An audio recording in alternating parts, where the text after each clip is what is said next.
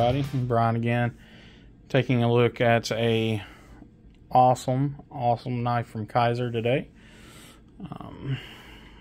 So just kind of holding this out here just so you guys can see the packaging. Here's your model information, model number. Of course, this is the Cormorant. There are so many videos on this knife. It is ridiculous, but I have to share mine. So, in case this is your first time seeing anything from Kizer, I doubt you're clicking on my video if it's your first time. But so typical stuff you get when you get a premium Kizer. This is your boxing that comes with. Get your paperwork, your cloth, and you have a nice little pamphlet. Talks about just your product care and warranty and things of that nature. And then you also get your pouch, which would typically contain the knife, but it's on the table. And then you always get additional hardware, which is a really cool thing. So we'll just move all this over here to the side. Bring in the knife. So this is my Nebula Fat Carbon and L-Max Cormorant. Got the titanium pocket clip.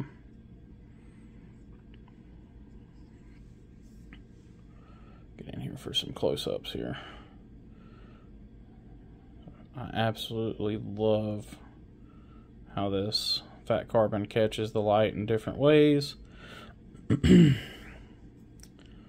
Always been a huge fan of that. Of course, it's red, white, and blue. I mean, come on, who doesn't love that? But it has blue and black, which is always a good thing. So to talk a little bit about the knife, pretty much everybody knows this is, it actually, I think it might even say it on the box. Let's see, does it? No, but you see it sometimes even listed as the UA Cormorant. This is I really hope I'm pronouncing his name correctly. I believe I verified it at Blade Show. But it's UA Dong. He now runs with his family, as he states. He runs Vostede, but he designed some knives for Kizer. He's designed a couple of O-knives. Just an absolute fantastic designer. But if I am 1,000,000% honest, the first time I seen this knife, my first gut reaction was, what is that? For whatever reason, I did not care for the aesthetics of this knife. It just didn't do anything for me. And I wanted to like it so much because I love Wharncliffe, sheep's foot, whatever blade shapes. And they call this a modified Wharncliffe, I believe. They might call it a sheep's foot. I can't remember what they actually list it as. But it is a sheep's foot. You've got the curve and the drop. So modified sheep's foot, modified Wharncliffe, worn foot, whatever you want to call it. But what I didn't love about it was the hump.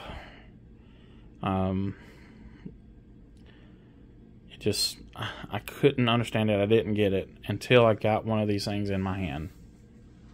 I don't know why it took me so long to get one in my hand. I don't have a knife store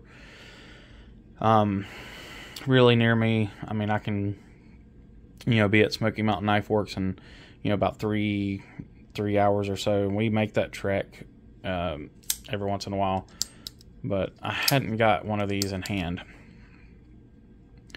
And then the 10th anniversary Kizer sale came along. I went to Blade Show and all that stuff.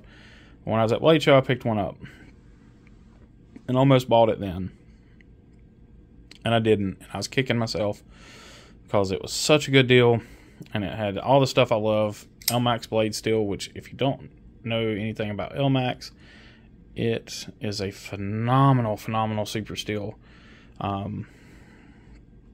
It does everything well. I mean, for the most part, no knife steel really does everything well. Not even MagnaCut, but MagnaCut gets probably the best, or gets the closest to it. But Elmax is, for an everyday blade, Elmax is one of my favorite knife steels. Just great edge retention, ease of sharpening is pretty dang up there. Anyway, got one of these in hand at Blade Show.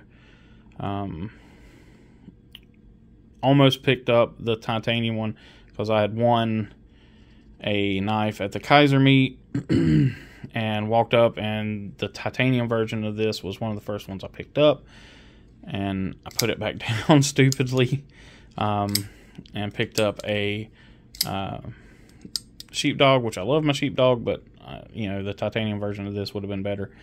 But anyway, on the 10th anniversary sale they did, I was able to get one of these for a screaming deal, and I was able to get the exact one I wanted.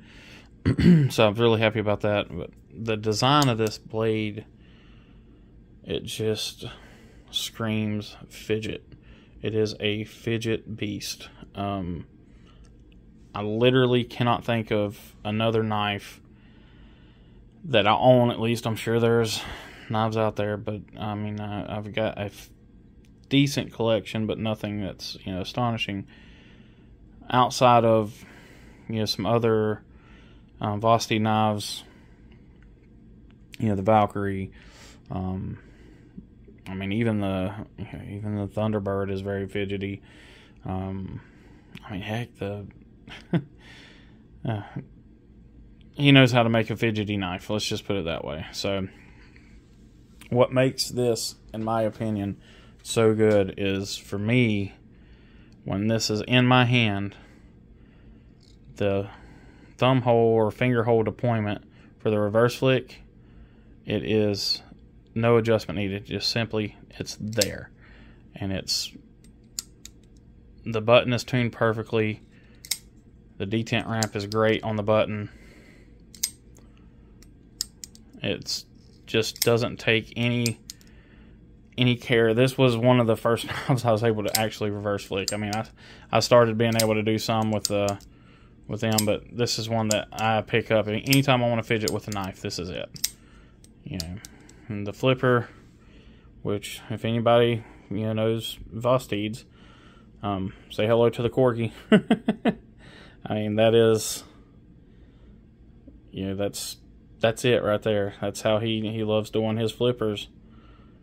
You know, that's the top half of a corgi. I sold mine, so I don't have one here to show you. But flipper action's good. Front flip, good. I didn't let it go all the way down, but it's one of the few knives that I can front flip, just because it's just done well. And then you can also slow roll. You know, you're in public, you're around a bunch of people, you don't want to cause a stir. You can slow roll the knife. Of course, you know, you can button flick it. I really don't care to do that, because putting that rotational force on the button can sometimes cause issues. But I mean, you can, thumb flicking is a little odd for me, just because I got a big old fat thumb. It's hard to get down in there, but you can still thumb flick it. And just, you know, I carry, I've carried this one quite a bit. I haven't used it a ton, but it's not a factory fresh edge, but yeah, it is still, I'm trying just to shave here. I mean, it's trying to take as low of an angle as possible, but, and these are push cuts, guys. I'm not slicing them. I'm push cutting through that paper. That's when, to me, that's when you know you've got, you know, a sharp knife. You know, a relatively dull knife can make really beautiful, you know, sweeping cuts, you know, but to actually push cut through paper, that's, to me, that's that shows off the edge of the knife more than anything else. But factory edge from Kizer's always really good. Again, I'm going to come in on this. I mean, just, in the words of the bees, just look at it. My gosh.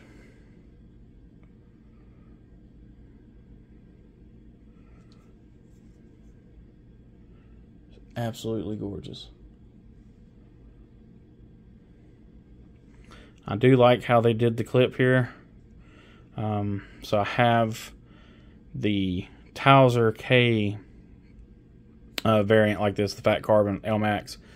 And I hope that the Cormorant clip will fit on the Towser. I don't know if it will or not, but with the Towser, when you're holding it in your hand, you're trying to manipulate the knife, like doing a reverse flick or whatever, the clip moves just a little bit side to side because it's just a little weak here at the joint, and the clip moves, and it's mildly annoying, very mildly annoying. We'll talk about that when I go into the review of my review of that. Outside of that, you know, like I said, I love the clip, love the design. I still am not in love with the closed look of the knife. I don't know why I'm having problems with that flipper today. I guess sweaty hands or something. The open look does not bother me near as much. I get where the name comes from. Kind of looks bird beaky. But I just, for some reason, like I said, that look, trying to find a liner lock. The closed looks just, I don't know, just doesn't do anything for me. It kind of looks like a, looks like a really long hooded car with a short trunk. Maybe, I don't know. Or a boat. There we go. It's a boat. There's your, you know, where captain sits, and there's, yeah, whatever. I'm getting delirious. It's late. I shouldn't still be up, but I am because I work third shift, and you know, only crazy people do that. But guys, I really appreciate y'all watching my videos again. Thank you for the ones that are subscribed. If you're not subscribed, please do so. Helps me out a lot. I've got something planned here, hopefully sooner rather than later. But you know, we'll get up to a milestone here before too long, and do my first ever live stream for you guys. So hope everybody's having a great weekend so far. It's Saturday, technically Sunday as I'm filming this. So I hope everybody's weekend's going great. As always, you know, be safe, have a great day. Most importantly, have a nice day. Take care, guys.